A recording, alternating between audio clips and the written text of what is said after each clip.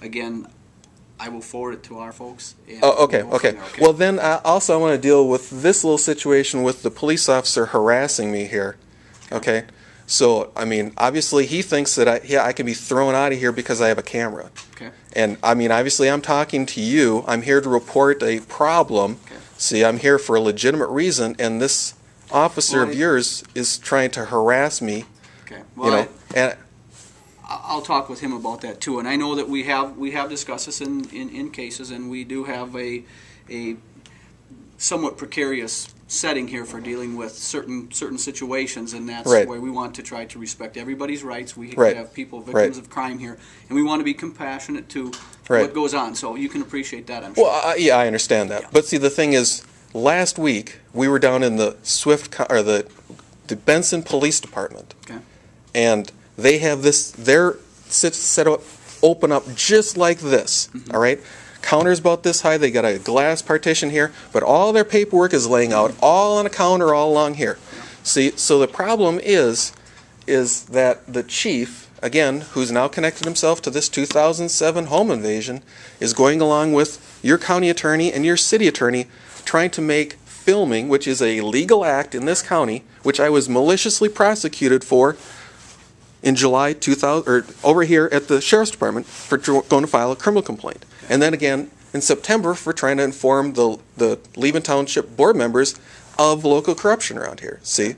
So, you know, when I compare different counties, it shows that you guys aren't following the law, okay? It looks like you guys are covering something up. I mean, because like I said, I'm working with a guy who's a former assistant attorney general. So don't think that I don't know what the law is. Exactly, and I guess my point is you're doing what you can do. You file a claim or a complaint, and we go from there. And again, I explained why, you know, we have talked about certain things. And again, there's nobody here right now that has an issue, but you know, again, phone calls can be heard, it can be taped. Right, and it's one thing, and when you're putting them on YouTube, you know, we got to be very cautious about certain things. So right. Like I said, you can respect that. Oh, I understand that, but see, the thing is, again, when I'm talking about this situation with the chief of police, he wants me to turn off my camera and go into his office to discuss it. See, he has no problem having me discuss a complaint out here. See, because I offered to do that, but he wanted me to turn my camera off again. See, the thing is, once it starts to implicate the chief, now all of a sudden he doesn't want to be on camera, which is understandable because anything he says can and will be used against him in a court of law. Well, and in the sense of going into his office, it would be similar to what you talked about down in Benson. If he's got documents or anything laying out there, he's got to be cautious of that. Well, that's his problem, not my problem. Well, he let me in there. But then he let me film with other people with cameras. See, so again, this is something that's been invented to try to vilify me because I've been exposing the county attorney's office, the sheriff's department.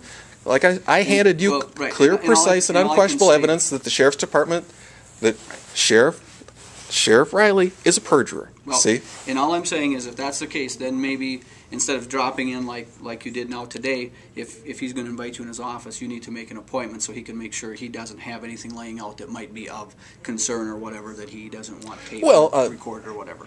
He's never offered that. He just says that I can't go in there and do it. But see, we've come in here at different times, doors been open, and it's only because I come around. See? Well, and again, like I said, any given day we can have any kind of different information floating around on a case. Right. But see, again, that's you know, I'm not making excuses for anything. That's just the way it is. And you know, again, I'm happy to talk with you and discuss this, but I'm just coming off of a big meeting. I understand that. I understand that. Well, I mean, that's. I'll take this and do my review, do the same thing I did. I'll inform you what I do, and we'll go from there. Okay. Okay.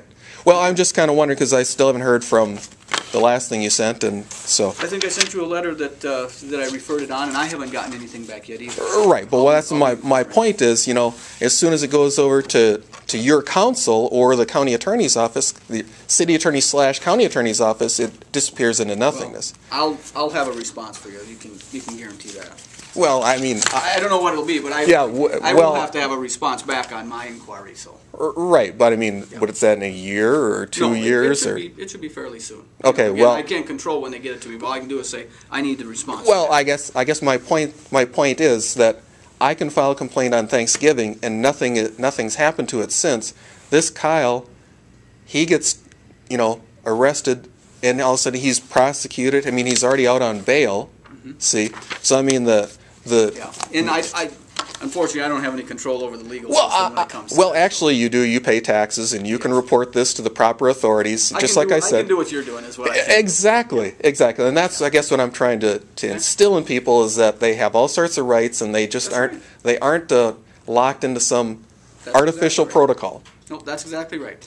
Well, like I said, I will forward this on. I'll get back with you. Okay, and then you're going to deal with that situation. I'd like to get that in writing also. Okay, and that would be with regard to his allowing you not to tape or meet with you. Or right? trying to harass me about bringing a camera in here. Yeah, and because now that's... To try to arrest him.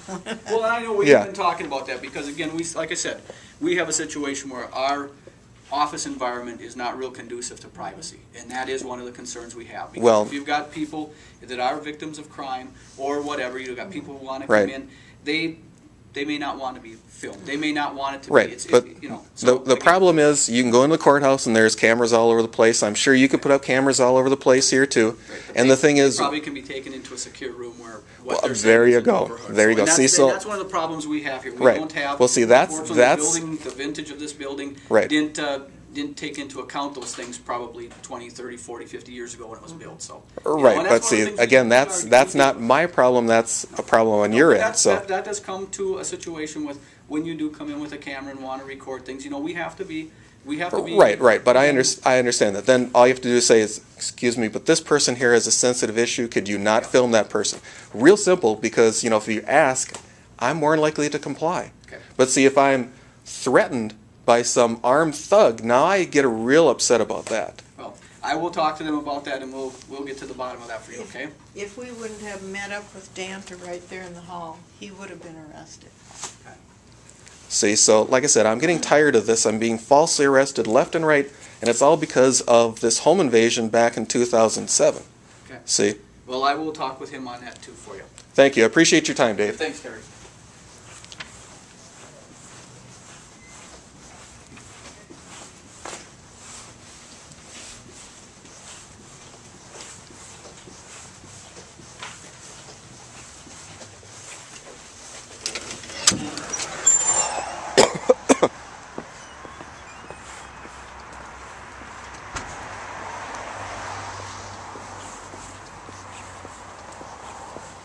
Just shows how desperate they are. Well, they just got them so hyped up that they just go crazy. Well, that's it. You got some crazy guy with a gun that can't be trusted, wants to maliciously arrest you for engaging in illegal activity. So I guess, again, I've proven that Glenwood and Pope County is nothing but a lawless county. See, that's the detail.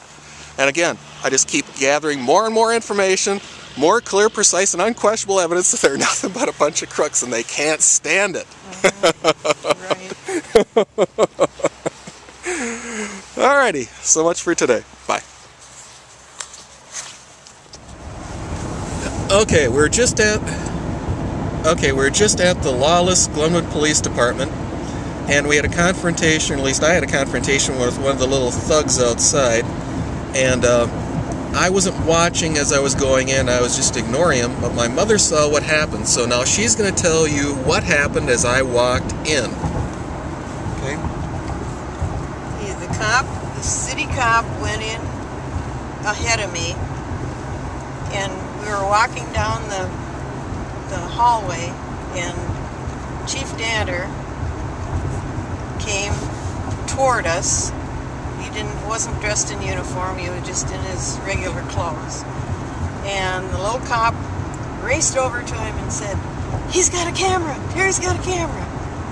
And Chief Danter said, "Okay," and proceeded to walk out toward the door. The way we came in, you mean? The way we came in, yeah. Okay. So obviously they discussed this before, how to handle the camera situation, and the little thug cop decided he wanted to make sure that I wasn't going to get in.